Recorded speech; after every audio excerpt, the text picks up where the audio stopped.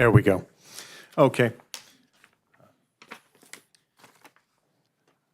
Good evening and welcome to the City of Corona Planning and Housing Commission meeting for February 26th. For record-keeping purposes, if you wish to make any statements regarding any items on the agenda, please complete the forms located at the entrance and at the rear of the council chambers and deposit them to the Planning and Housing Commission secretary up front. With that, I'll call the meeting to order. Mr. Norton, would you do the flag salute, please? Rise, please.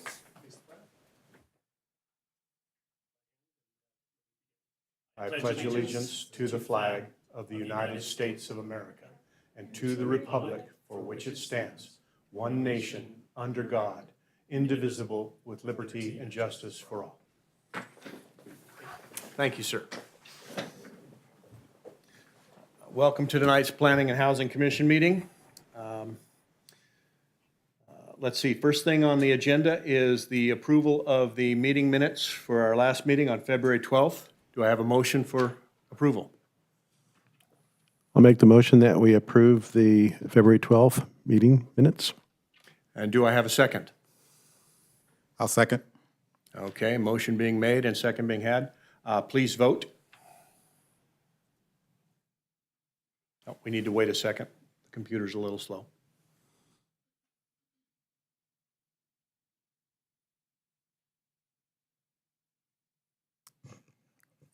Okay, I got a second. Thank you.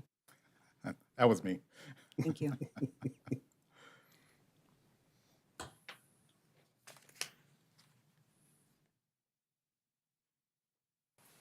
Well, that's lovely.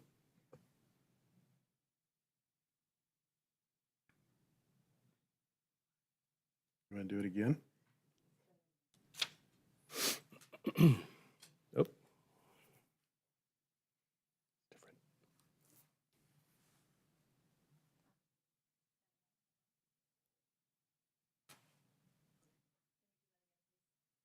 Okay. Mr. Rocinio, would you go ahead? You made the motion. Would you second it, please?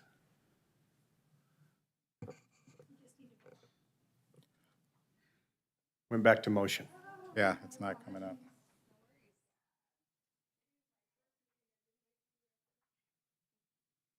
Here we go.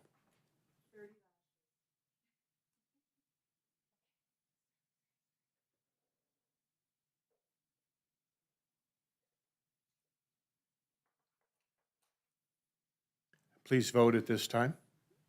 Your screen should come up with a yes, no, or abstain.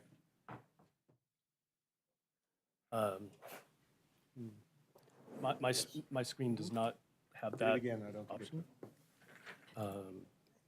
Maybe, well, I was going to abstain, but Olivia, can we just do a vocal vote? Okay. All those in favor of approving the minutes from the last meeting, please raise your hands. Aye. I abstain. Okay, the motion is approved.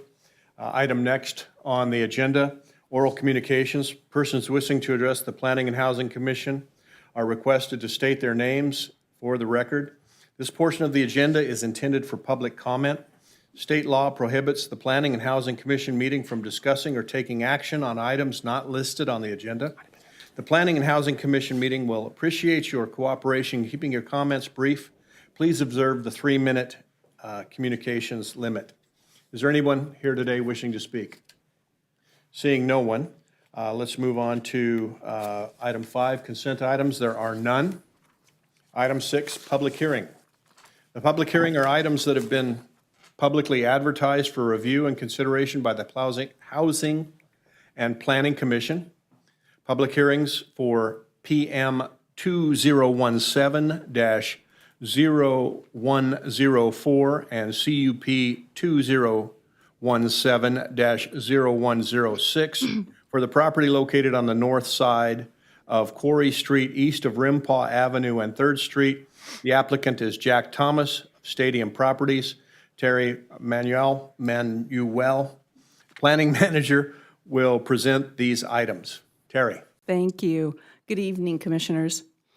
Parcel map 201 2017 and 0104, and it also has the county-given number of 37412, will subdivide 8.6 acres into 2 lots.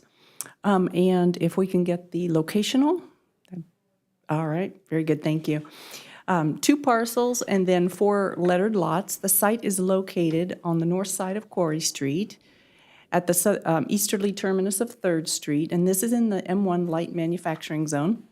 The companion case is CUP M 2017-0106, and this is a modification to a previously approved conditional use permit to develop the site with a self-storage facility. And now we have our locational there.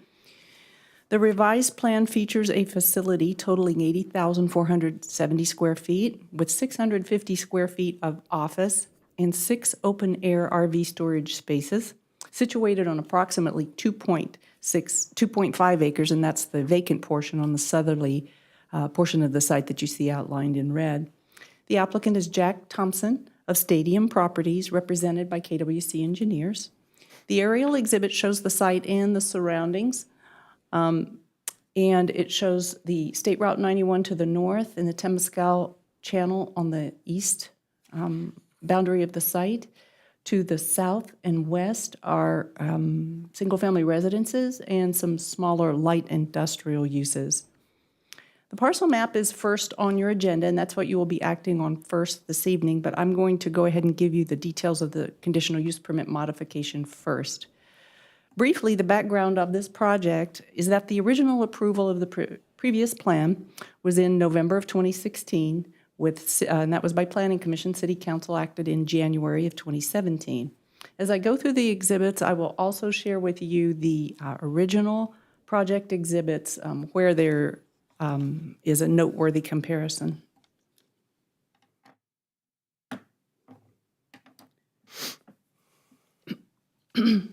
Exhibit A of your staff report illustrates the new site design with a single self-storage building that is centrally located on the site.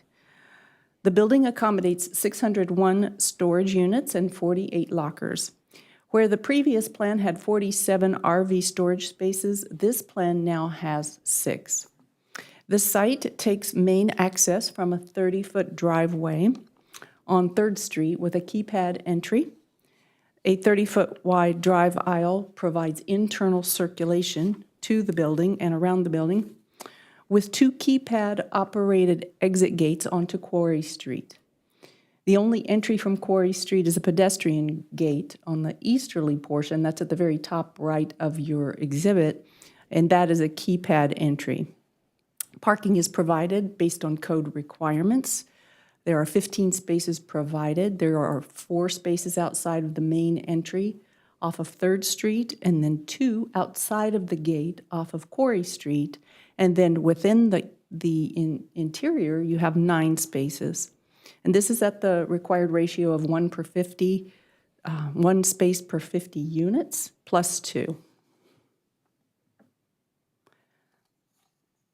Exhibit C illustrates the elevations for the proposed revised building. The building is designed with 2 levels that are accessed from the east and west elevations. The architecture features precision block with elastomeric paint finish in an earth tone color. And this exhibit also is a good expression of how the site is being used to create the lower level. You can see on the bottom depictions there that the building is being built into the site so that the lower level is shown being accessed from the east, and then the upper level, where the grade is higher, is the access into the storage units from the west. This is the key difference between this plan and the previous plan, and I will show that in just a moment.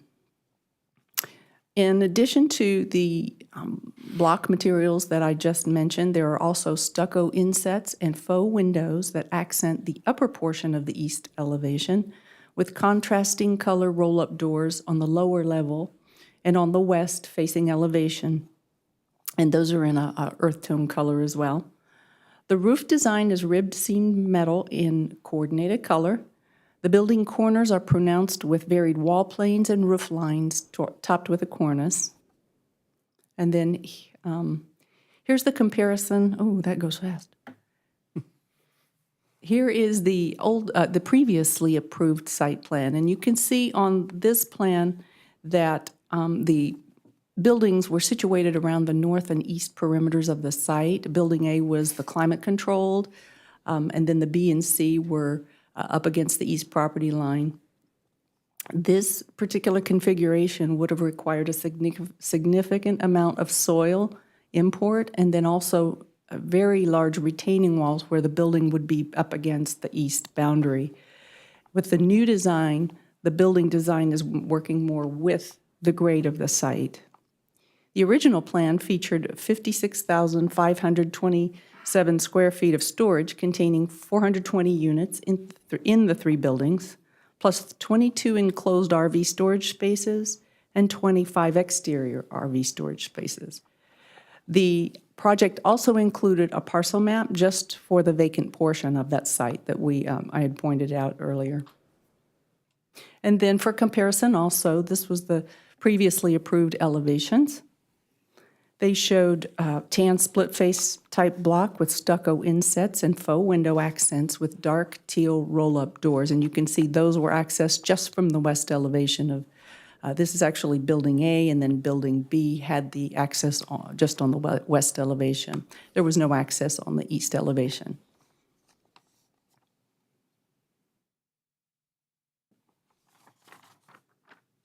This exhibit shows the interior layout of the units on both levels.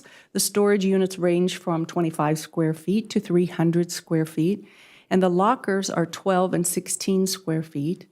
And here is a picture example of what those lockers look like, and accessed from the interior. This exhibit illustrates the landscape concept for the site. The design that is oriented at the entries along 3rd Street and Quarry Street feature a mix of decorative cobble and boulders with areas of diverse low water use trees and shrubs. The trees are shown at 24 and 36-inch box size, which exceeds the minimum required of 15-gallon.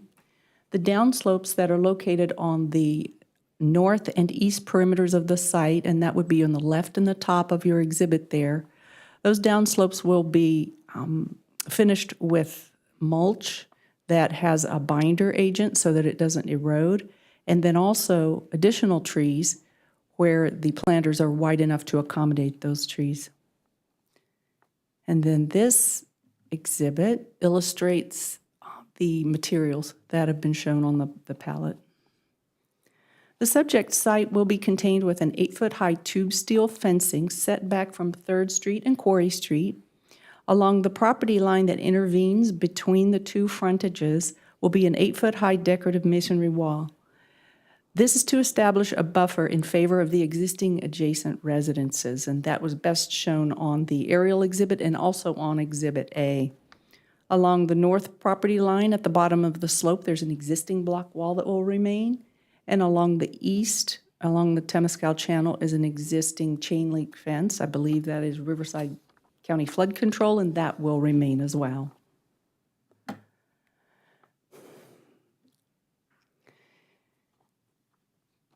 Moving to the parcel map 37412 is illustrated in this exhibit. The map will establish 2 parcels. Parcel 1 is 2.49 acres and will accommodate the new self-storage facility. Parcel 2 is 4.69 acres and will accommodate the existing dollar storage facility. And that's on the adjacent property to the north. The parcels are amply sized to meet the minimum lot width of 100 feet, depth of 150 feet, and area requirement of 20,000 square feet. The lettered lots accommodate the right-of-way and necessary public improvements that will apply to both 3rd Street and Quarry Street. And those improvements will be implemented with this development. The map has a host of easements that will accommodate on-site circulation, water line, and other utilities. One noteworthy easement is indicated at the far left of the map. you can see that there's a piece of land that is according to, it's kind of the appendage there on the left. According to legal records, that is owned by Stadium Properties, but there is an existing easement over it for street and highway purposes. And I believe that's the 91, the older 91 freeway there. Tom can correct me if I'm wrong. The intervening area between that appendage and the boundary of the map is the newer acquisition for State Route 91, and that is not part of the map, but is indicated in the intervening area.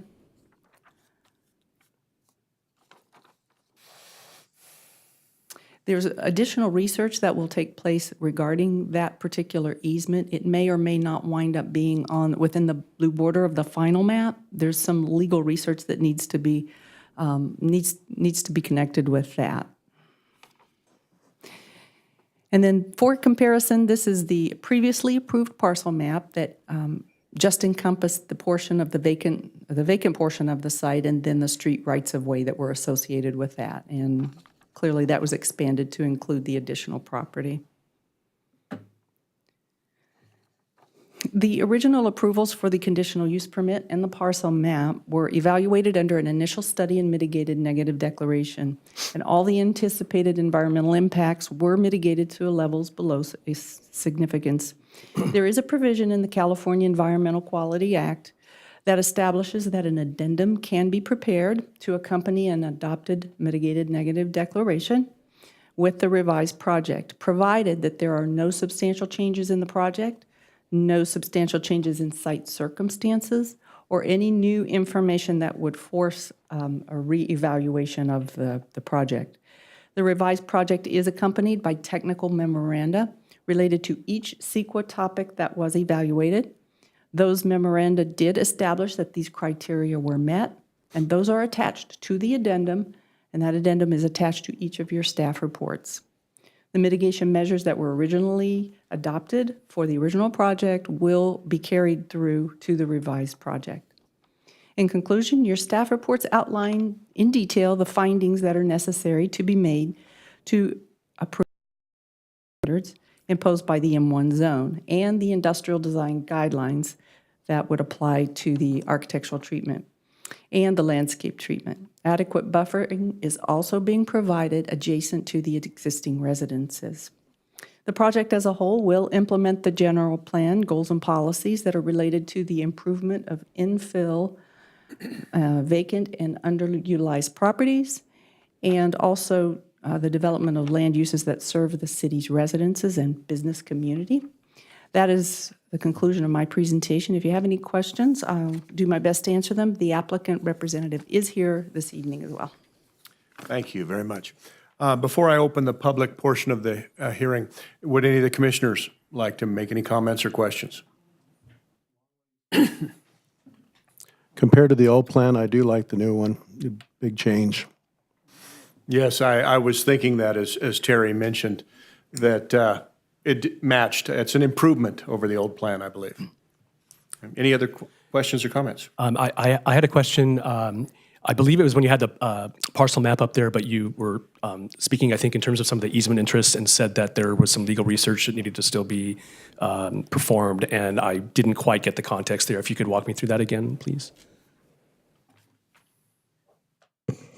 Thank you. Let me try to make a complicated situation very clear. The underlying property went all the way underneath the freeway. That sliver that's stuck out in there. Part of the 91 widening, the state purchased a portion of the property. So now you have two separate parcels. Per the MAP Act, and there's some differences, it's not quite clear. Typically, a street, when acquired, is not a subdivision, meaning you do not create two parcels. But what, in effect, you have is you had a parcel, now you have a portion purchased by the freeway, and you have a piece on the outside of it. The question is, should that be included in the map as a separate piece, but it's not contiguous because it's not connected? So, oh, I'm sorry. So need to talk with our legal team on, should it be shown as a remainder, or should it be just left off the map? It's not clear per the MAP Act, and we're trying to get a confirmation from the city attorney. Okay, but that, in your view, it doesn't have any impact on what we're being asked to consider? No, because that piece is separated and it's not being used. It's underneath the freeway. I see, okay, thank you. Okay, thank you. Okay, with that, the public portion of the hearing is now open. Is there anyone wishing to speak?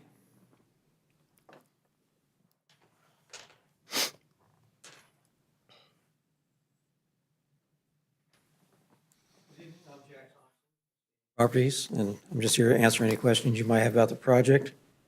Feel free to ask me. We also think it's a better design than the old one. I agree.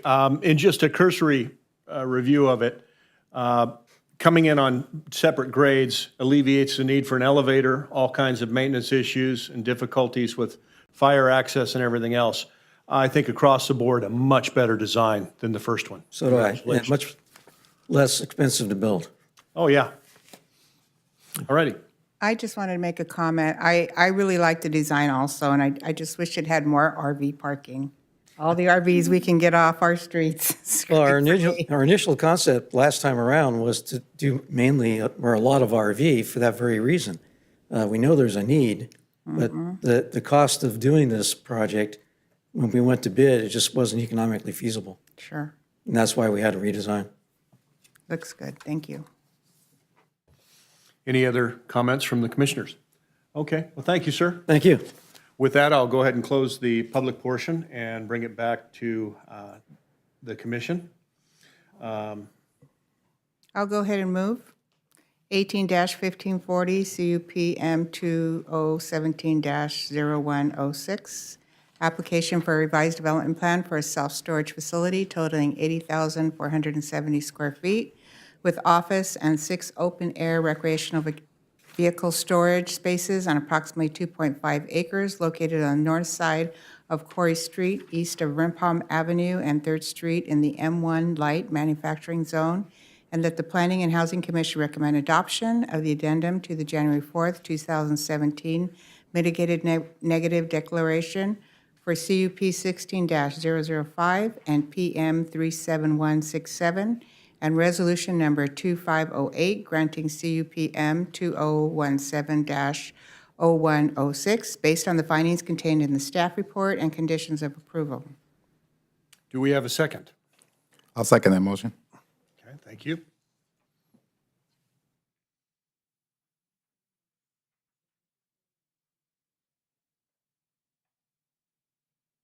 Are we ready to vote?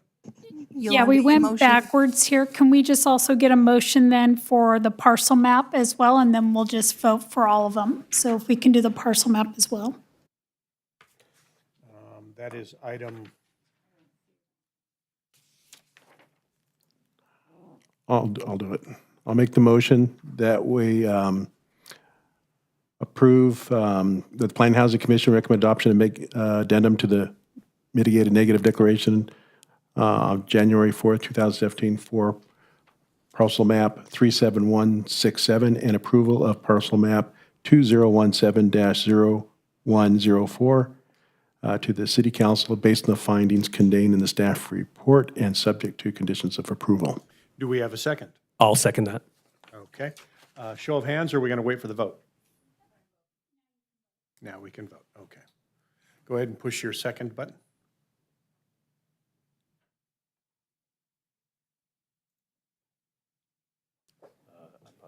Please vote. I'm not seeing any buttons on my screen.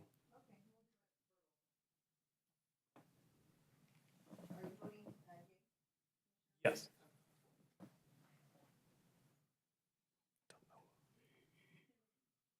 The motion passes. Thank you very much.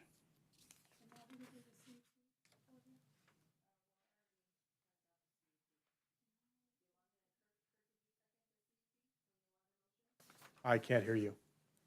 When Yolanda motioned, was there a second? I second. You second? Thank you.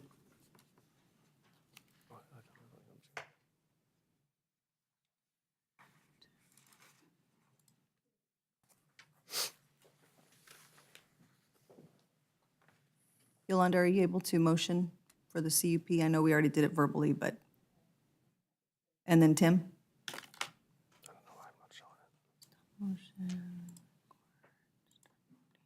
And then please vote. I'm sorry, I got way ahead of you.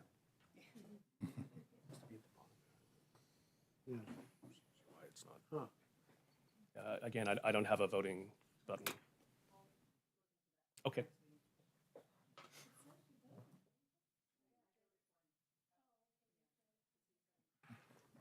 You feel left out. Okay, with that, are we moving on? Okay, item number 7, written communications. Is the Planning and Housing Commission Secretary received any written communications? None, having none. Administrative reports. Ms. Coletta. I just want to give you a quick update. The study session that we had a couple of weeks ago on the cannabis as to whether or not we should look at developing some regulations or allow it. The council made no decision on that. They made no decision, they made a decision and they did not direct staff to do any additional work on this. They indicated that they don't feel it's the right time and maybe we just sit back and take a look and see what other cities are doing. So they did tell the proponents that did show up that day that if they want to come back with a comprehensive plan, that they would look at that evaluation, but at this time, we are not directed to do anything further on that. And then this Wednesday, we have another study session coming up, and you can always view it online or show up, and that is to discuss the McKinley grade separation, which we've had at 2 previous study sessions, so it's coming back again. So that's just for your information if you want to be updated on that. That's it. Okay, thank you. Thank you. Planning and Housing Commissioners' reports. Nothing new to report. Okay. Anybody else? Okay, thank you. With that, I would like to adjourn the meeting. Oh, or I should tell you that the next Planning and Housing Commission meeting will be scheduled for March 12th at 6 o'clock. Thank you very much. We are adjourned.